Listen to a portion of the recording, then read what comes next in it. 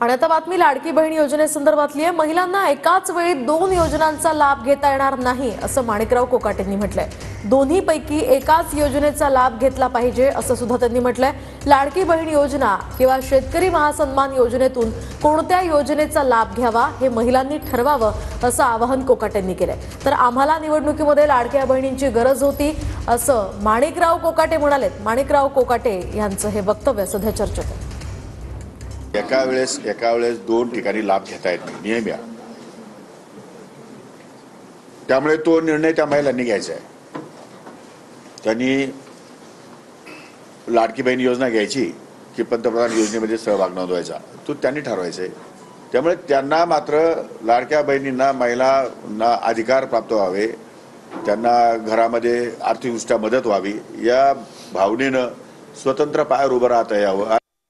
लाडक्या बहिणीमुळे आता मजुरी वाढली हो शेतकऱ्यांची। आता तसे मजुरी रेट वाढलेलेच आहेत ना।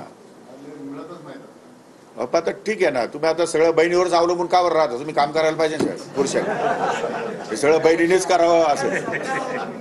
आमचं ठीक आहे, आम्हाला निवडणुकीला बहिणीची गरज होती, पण मग पुरुषांनी काय करायचं? त्यांनी काम नाही करायचं का?